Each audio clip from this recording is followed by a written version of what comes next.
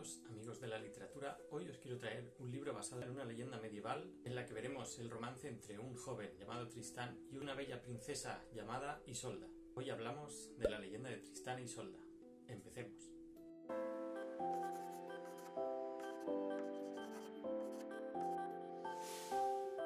En cuanto a la obra de Tristán e Isolda, no podemos darle un origen concreto, ya que la podemos ubicar tanto en Francia como en Inglaterra.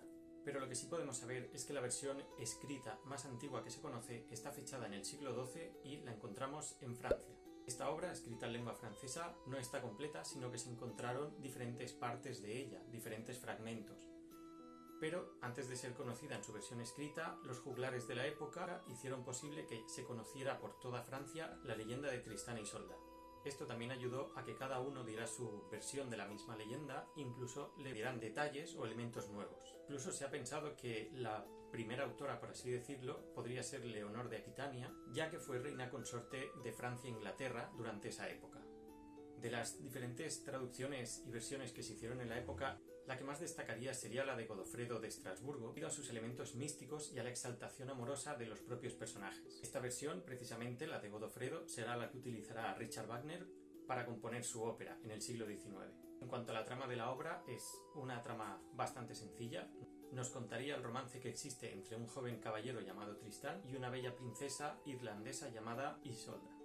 Para empezar bien a situarnos en la historia, tendremos que irnos al reino de Cornualles, donde el rey Marc, que es rey de Cornualles, luchará al lado de Rivalén, que es rey de Leonís, y será el futuro padre de Tristán. Después de la guerra, el rey Marc, en agradecimiento a Rivalén por su contribución en la guerra, le dio la mano de Blancaflor, hermana de Marc, que al mismo tiempo será la esposa de Rivalén y la madre de Tristán. El duque Morgan atacará al reino de Leonís, entrando en guerra con el rey Rivalén, pero este último acabará muriendo en la batalla y dejará a Tristán huérfano.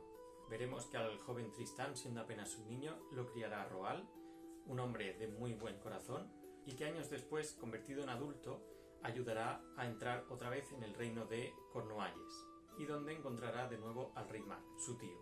Tiempo después, cuando ya es adulto y ya está formado como caballero, Tristán acabará convirtiéndose en una especie de héroe mitológico de la altura de Heracles o incluso Perseo, en las cuales irá realizando tareas sobrenaturales, podríamos decir, en las que tendrá que librar a la ciudad de algunos peligros o incluso enfrentarse a criaturas mitológicas. Después de un tiempo, Tristán marchará a Irlanda y vencerá a un dragón, como decimos, otra especie mitológica, y librará a Irlanda del yugo al que le somete el dragón, y el rey, en agradecimiento, le dará la mano de Isolda.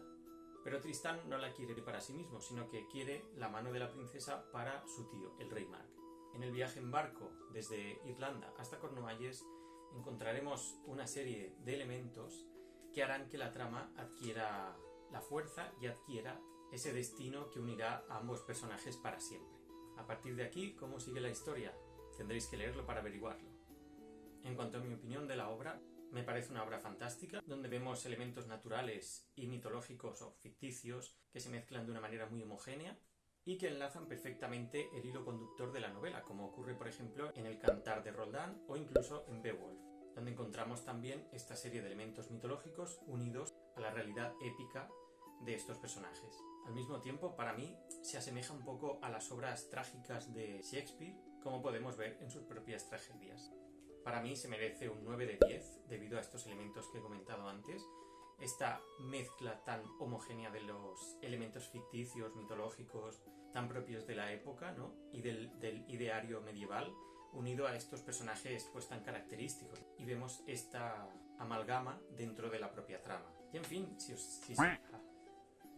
se os ha quedado un buen sabor de boca con esta pequeña introducción a la novela, no os la perdáis porque la recomiendo. No es una novela muy larga, pero al mismo tiempo es muy interesante para conocer un poco el pensamiento que había medieval en cuanto a este tipo de leyendas y sobre todo en este tipo de historias donde mezclamos el romance con la épica. Como he dicho, como vemos en otros tipos de obras épicas de la propia época medieval. Pues nada, aquí os dejo y espero que os guste este vídeo y sobre todo que le podáis echar un ojo a esta novela.